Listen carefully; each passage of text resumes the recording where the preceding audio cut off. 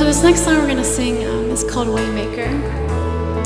And it's one of my absolute favorite songs. I feel like I could say that about a lot of worship songs, but this one specifically, there's so much power in the words and the declaration of the song. And so last night I was falling asleep, and even this morning I feel like that heartbeat that doesn't go away, that the Lord wants you to say something. I don't know if anybody else feels that way sometimes. But this morning I just sensed so much unity in what the Lord was bringing to this place this morning, about breakthrough, and just specifically about this song, what I was feeling last night and what Jason led us through this morning as we were praying. And there's a line in this song that says, even when I can't see it, you're moving, you're working. Even when I can't feel it, you're working. And so I just wanted to share just a little bit personally. My husband and I have only been here for about 6 months, and this is our second to last Sunday with this family. And it has been the most peaceful season of our marriage so far. And as we're moving, part of my heart's like, God, I don't know where you're at in this. Part of my heart is hurting to leave another place, to move on.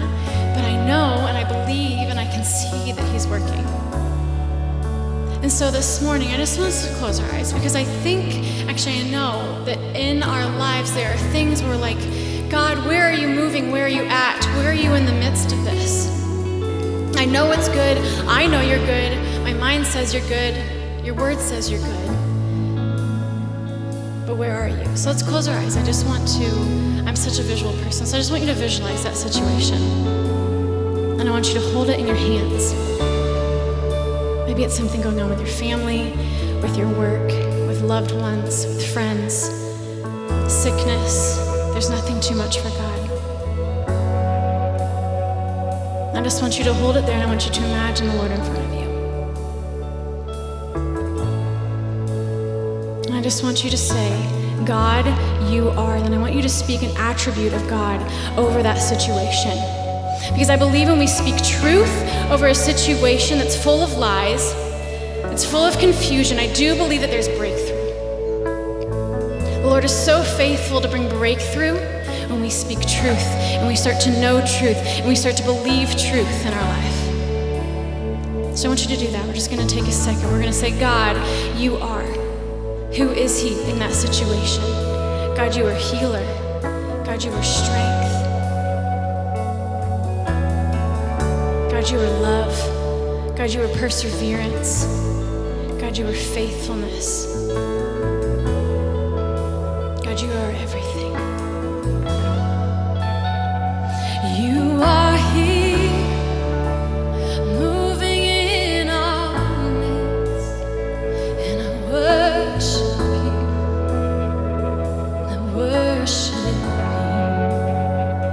you. You are here, working in this place, and I worship you, and I worship. Sing it again. You are here, moving in our midst, and I worship you. I worship you. You are here, working in this place, and I worship you. I worship you. We sing Waymaker, miracle worker, promise keeper, light in the darkness, my God, that is who you are.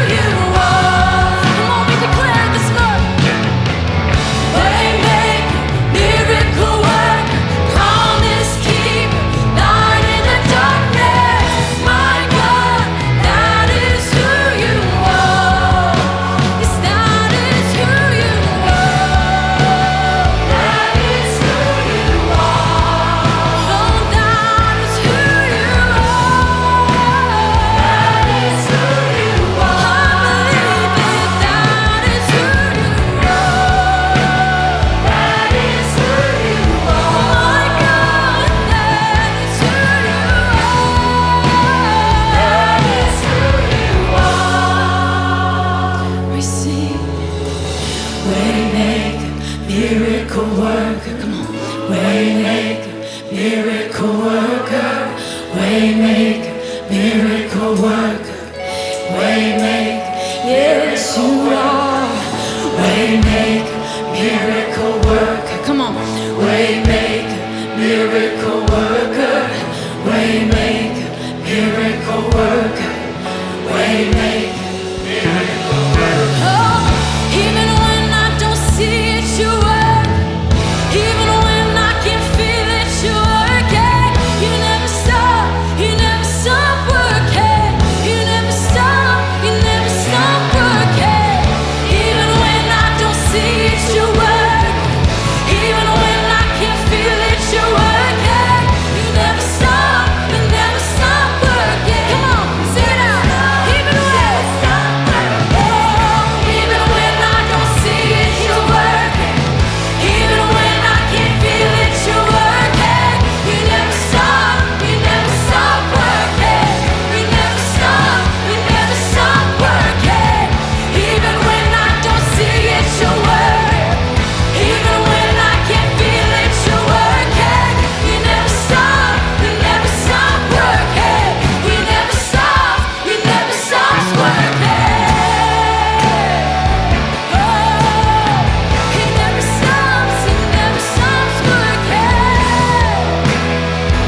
Come on, let's sing Waymaker. Waymaker, miracle worker, you're my promise keeper. Light in my darkness, my God, that is who you are. Waymaker, my miracle worker, promise keeper. Light in the darkness, my God, that is who you are. And that is who you are. That is who you are. Yes, that is who you are. That is who you are. Yes, that is who you are. Thank you, Jesus. That is who you are. That is who you are. That is who you are. He's Waymaker, miracle worker, promise keep, light in the darkness. My God, that is who you are. Yes, sing it out. Waymaker, miracle worker, he's a promise keep, light in the darkness. My God, that is who you are. Oh, we're gonna sing it again. Waymaker, miracle worker, promise keep, light in the darkness. My God, that is who you are. Why don't you tell him this morning?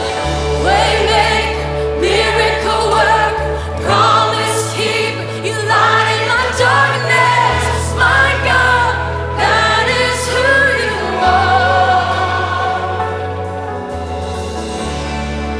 Yes, that is who you are.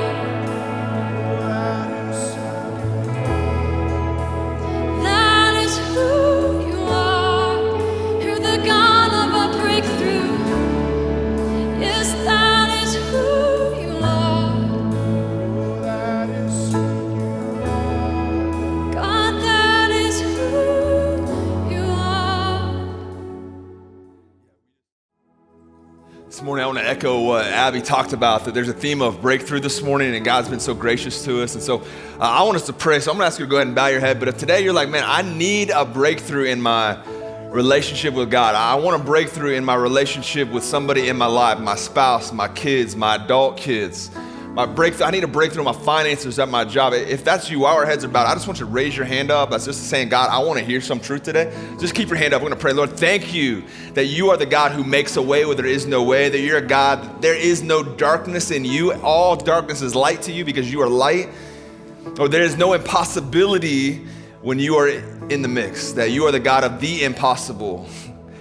And so, Jesus, we just proclaim that you are our God, you are our King, and we want to align our mind with your mind. our words with your words, our actions with your action, that we would see breakthrough today, that you know every single need in this room. So Lord, we just want to be a people that receive it fully today. Help us to receive your truth, and may it bring about a transformation in us that overflows into our city, our homes, our church, our world. Lord, we love you that you're the God of the breakthrough. And we say, let it be today. In Jesus' powerful name, we say, amen, amen. Can we give it up for the choir and the worship leaders? Woo! Yes. Go ahead and have a seat. I'm pumped today. I don't know, I've been talking really fast, so I hope that's okay in East Tennessee. I got a lot of things to talk about today, but before we get there, I want to just say tonight is going to be an incredible night. If you liked what you just experienced here, tonight, 6 p.m., downtown Kingsport, right beside the library, we're taking our worship team, our love for Jesus, to the streets. Anybody excited about that? Yeah. So it's encounter night, man. We're hoping and trusting that we're going to encounter the presence of God, the power of God, the grace of God, the love of God tonight in community, in our own community. And so here's the rundown. 6 o'clock tonight, we got a DJ C. Huff in the house. He's actually up there running the directing up there today. He's starting at 6 o'clock. We got food trucks, so bring some money, bring some appetite for food. We're gonna have Christ Fellowship waters, but bring some fluids as well. You can also buy them there. Bring a chair. There won't be any chairs, but here's the thing. You'll probably be standing a lot of time. Amen to that. I'm prophesying that over you. You're gonna be standing up a bunch. And then at 6:30, Jason and our worship team are going to usher us in to a time of getting our eyes on Jesus and connecting with him and making much of his name in our city that we love so much, all right? 6:30 tonight, worship starts. We want you to be there. And here's kind of just a recommendation, something for you to pray through even this afternoon. If you know somebody in your life that's going through a hard time, somebody who's just been down and out, maybe lacking some hope, maybe gone through a difficult season, I would really encourage you to think about asking them to join you, to meet you downtown. And throughout the night, we're going to have opportunities for people to receive ministry and prayer. And so I'm praying, just as we talked about today, and as I'm going to open up the word today, that breakthrough is in the air. I believe that tonight is going to be a breakthrough for our city. It's going to break some things that have been holding this city back and this region back. But maybe for you or somebody that you bring, breakthrough. The God of the breakthrough is going to encounter us tonight, and I can't wait to be there with you. 6:30 tonight, worship begins. Today, we're going to continue this series that we've entitled Stories, where we've been looking at different stories in the Old Testament that maybe we've heard before, maybe we've heard, or maybe it's a little new to us. But in the middle of these stories, there's usually these little nuances, things that we've looked over in the past. And so we've been trying to pull these out and say, what does it mean for us to learn from these old stories that can help us as God is writing this new story in our life today? And so today, we're going to be in Joshua chapter 6. If you have your Bible, if you have a phone, grab your app and check out Joshua chapter 6. Let me give you a little background to what is happening in Joshua up until this point. Now, this group of people called the Israelites, they had been in slavery, in bondage to Egypt for about 400 years, 430, some experts believe. And they had been working in Egypt and enslaved there. And then God raised up this guy, Moses. You guys have maybe heard of him. And he leads them out of Egypt through the 10 plagues and gets them to the Red Sea. And then we know that the sea opened up, parted, and they walked across the sea on dry ground on their way to the promised land that God had told Abraham all the way back in Genesis chapter, I believe 12, all the way back there. This was going to happen through the Red Sea, into the wilderness, ready to go into the promised land. So 400 years of slavery, but then we head into this after the Red Sea, and unfortunately, 40 years of walking around in like a spaghetti diagram, like circles in the wilderness. And in that time, what was God doing? God was unteaching them what it meant to be a slave, getting that out of their system, but he was also teaching them what it looked like to be free. Unfortunately for them, it took 40 years. They had some opportunities where they could have to learn the lesson a little quicker, but because of their lack of faith or the lack of receiving what God had for them, they ended up walking around for 40 years. And at the end of 40 years, Moses, their fearless leader, is standing on a mountain overlooking the promised land, the land of Canaan, the land that flows with milk and honey. He's overlooking it, and on that mountain, he breathes his last breath and never makes it into the promised land. But there's another guy named Joshua that was appointed to be the leader of Israel. So Joshua is called in, he's anointed to be the leader. He begins to lead. He takes the people from that mountain. On the other side of the river is the promised land. He takes them very similar to how Moses did. He takes them through the water, just like Moses did, his predecessor. Walks through the water, gets on the other side, and he first steps foot onto the promised land, right on the edge. And God is ready to give them this promise that he'd given them.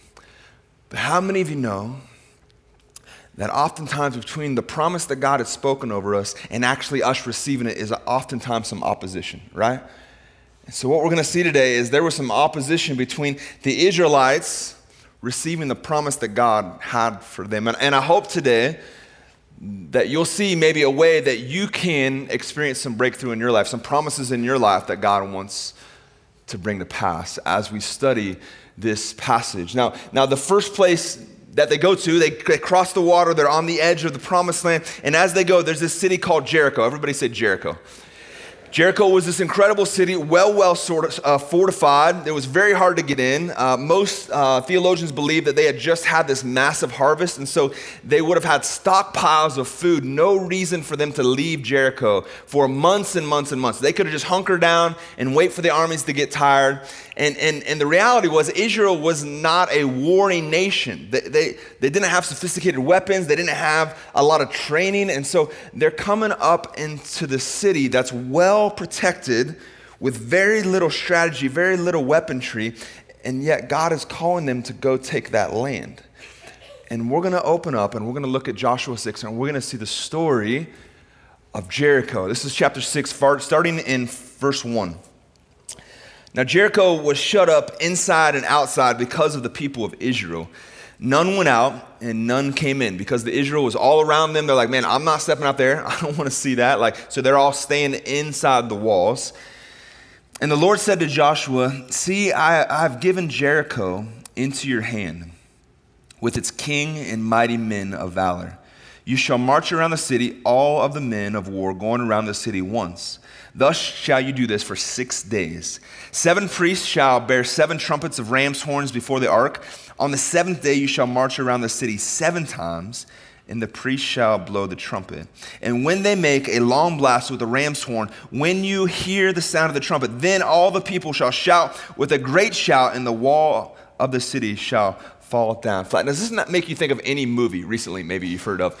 Anybody think of Horton Hears a Who? Anybody else here? Right? The one who is not doing the thing the who's supposed to do, yelling, and so there's no breakthrough, and so, man, they don't realize there's life on this little dust ball. You guys know what movie I'm talking about. And then they find the who that's kind of holding out, and that who finally erupts and joins the shout, and then that shout reverberates and busts through, and they realize, wait, there really is life on that little dust ball, right? This is what's happening years before, all right? The same thing here. So he says, if you all shout, the walls will fall flat. Look at that. And he said to the people, go forward, march around the city, and let the armed men pass on before the ark of the Lord. Now we read this story, and many of us, you know what's happening. We haven't even got there, but you know what's going to happen. But when we do that, sometimes we miss out on the reality of this was a very real man, Joshua, who was in a very real context, the earth, navigating, journeying to a place that God had promised generations before. And you got to think of who was Joshua's predecessor, right? It was Moses. Man, everybody loved Moses. Man, he led them out of Egypt, and he was the man. And so he takes the mantle from Moses, and now he's the leader. And this is one of the first times he has to go before the people. And he says, hey guys, I was talking to God. Now remember, who talked to God? Moses talked to God, came down the mountain and told them what was going to happen. Joshua talks to God. He hears this plan. He goes and says, hey guys, everybody circle up here. All my mighty men, valor, come on. Here's what we're going to do. This is the plan. We're going to go and we're going to walk around the city. And then what, Joshua? We're going to rest, take a nap, go to sleep. Okay? What do we do on the second day, Joshua? Well, here's what we're going to do. We're going to get up again. We're going to get ready to fight. We're going to get the DB band in front of us. Okay? We're going to begin to march around the city, and then we're going to stop again. And then we're going to go home, we're going to see our families, and we're going to rest. Okay, third day, okay. And they say, third day, this is what's happening. Fourth day, fifth day, sixth, seventh day, this is what he comes out and says. He says, listen, seventh day, this is what we're going to do. Listen, I just imagine these guys on the edge of their seat. They're like, okay, this is going to be good. Like, I've got this spear so sharp now after 6 days. This is what we're going to do. He said, we're going to go take a longer walk. 7 times around the city. And then we're going to let the trumpet section of the band, they're going to play a loud sound. And then all of us are going to shout, woo! And then the wall's going to fall down. You got to think, somebody in that crowd was thinking, man, can we bring Moses back to life? Like, who is this dude? Like, what are we doing here? But they didn't. They said, you know what? We believe that God's spoken to you. We're going to follow. We know what God has done in the past, man. We've experienced his miracles. We've experienced his provision. We're going to go with that story. Can you imagine saying yes to that story? It's just 6 days. They walk around one time. Don't make a sound. Just march, march, march, march. 7th day rolls around. Look at verse 15. It says, on the 7th day, they rose early at the dawn of the day and marched around the city in the same manner 7 times. It was only on that day that they marched around the city 7 times. And at the 7th time, when the priests had blown the trumpets, Joshua said to the people, shout, for the Lord has given you the city. Look at verse 20. It says, so the people shouted, and the trumpets were blown. And as soon as the people heard the sound of the trumpet, the people shouted a great shout. See, I knew you'd think about Horton and the Who. And the wall fell down flat, so that the people went up into the city, and every man straight before him, and they captured the city. Now, don't think of that as a Bible story. Think of that, man, that was the history. Like, imagine that story. Imagine you, like 10 years later, you've had a kid, and you're like, man, let me tell you a story, kids, about this time where we entered into the promised land, and there was this crazy city, and all we did was walk around it, and we shouted, and God gave it to us. Can you imagine that kind of story? Incredible story. And here's the thing. We could preach a lot of sermons out of this message right here. This story right here. But today, what I want to look at is I want to take a step a little bit further in time to what was the story before the story. So if you have your Bible open, I want you to turn to Joshua chapter 5. How do we get to this place of Jericho falling? This is where I want to go today. As we talk about breakthrough, as we talk about God bringing to pass things that he's promised. So verse 13, it says, when Joshua was in by Jericho, so remember, right on the edge of the water, right in the promised land, he was beside Jericho. He lifted up his eyes and looked, and behold, a man was standing before him with his drawn sword in his hand. And Joshua went to him and said to him, are you for us or are you for our adversaries? And the man said, no, but I am the commander of the army of the Lord. Now I have come. And Joshua fell on his face to the earth and worshiped and said to him, what does my Lord say to his servant? And the commander of the Lord's army said to Joshua, take off your sandals from your feet, for the place where you are standing is holy. This happens right before Joshua gets word from God of this plan of marching around the city. This happens. Now, this is very interesting. And the first question we should say, man, who in the world is the commander of the Lord's army? Like, we should ask that question. Like, is that, how do I get that job and description in heaven? Like, how do you get that? Well, here's what most scholars believe, and what I believe is that this commander of the Lord's army is Jesus himself. So we got to remember, Jesus did not just become into existence when he was born of the Virgin Mary that we celebrate at Christmas. That was his birth into humanity. But Jesus, just as the Spirit and the Father, they've always coexisted before the creation of this world. Actually, the scripture says that Jesus actually spoke the world into existence. And so what we see throughout the Old Testament is there's times where Jesus interjects himself and interacts with humanity before he actually wrapped himself with flesh. And the reason why I also agree with the scholars that this is Jesus is because of what the commander says. He says, take off your sandals from your feet, for the place where you're standing is holy. Do you know the other time that this type of scenario is in the scripture? It's from Joshua's predecessor, Moses, right? Look at the parallels. It's incredible. So Moses is walking down a path. He sees a bush that's filled with flames, yet it's not being consumed. And what we know is it was actually God in the bush. And what did God say to Moses? He said, take off your sandals. Where you're standing is holy ground.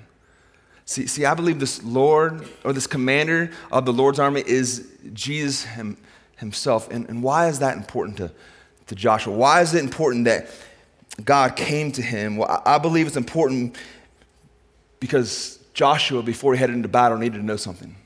And I believe it's something that all of us need to know, man, whatever battle you got, your marriage, your finances, your career, your place of, whatever you're doing, whatever battle you feel like you are in the midst of or on the verge of, here's one truth that you need, just like Joshua did. You need to know that you are not alone.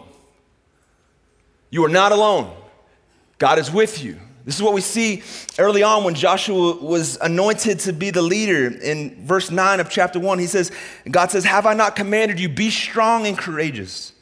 Do not be frightened, do not be dismayed. Look what happened. For the Lord is with you wherever you go. God is reminding Joshua before he goes in to receive the promises for generations, before he goes and takes these battles, listen, you are not alone, Joshua. The same thing that David knew when he was going through the valley of the shadow of death, Psalm 23. What did he say? Why did he fear no evil? Because he was a big, bad dude, he had a big sword? No. Because God was what? With him. His rod and his staff, they were there to comfort him. And so what we see from greats in the Old Testament is that they were empowered to go with God because God was with them. And that recognition changed everything.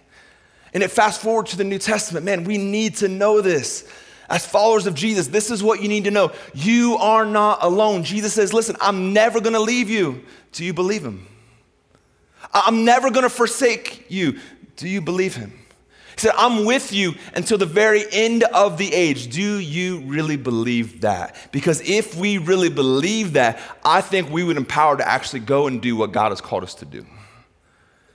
So here's my encouragement to this week. Man, if you got a battle, you got a hard part in your life where you're going to have to navigate through, here's what you do in the morning. You wake up, and at the very least, you say, God, thank you that you're with me. Even when I don't see you, like we just sang about. Even when I don't feel it, listen, God, I'm going to stand on your truth. You are with me, and because you're with me, I will go with you. See, this is what Joshua needed to know. You're not alone, Joshua. I'm here. And I love Joshua's response to this recognition that God was with him. What's he do? He falls on his face and he begins to worship. And I think this is a key to breakthrough that I want you to hear this morning. Sometimes we need to fall before the walls in our life fall. Sometimes you and me, we need to fall down in the presence of God before those walls, before those challenges, before that opposition is actually going to fall down. And as he humbles himself, as he falls down, he humbles himself in the presence of God, recognizing that God is with him. It says that he did something different. It says he began to worship. Now that word, man, we get that word so confused in church culture. Didn't we just worship singing songs? Aren't we going to worship tonight? Yeah, that is worship.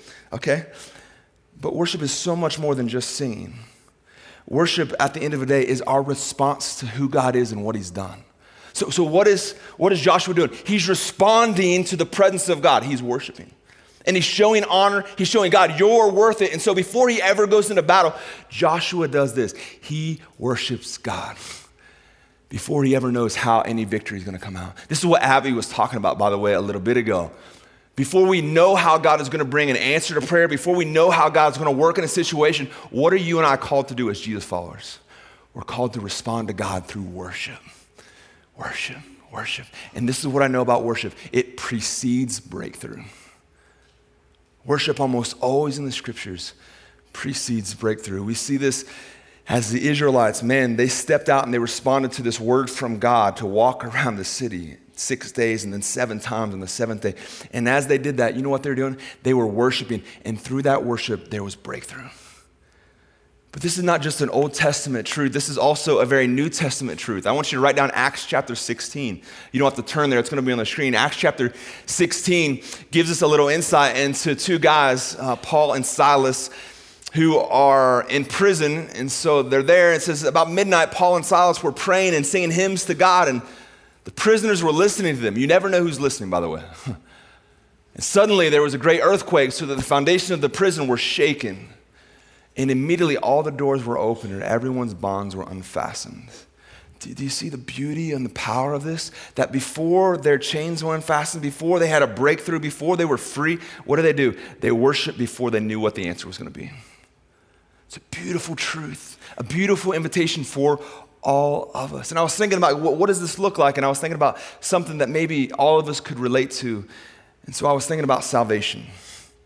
Salvation. What is salvation? Salvation is a revelation from God of who he is.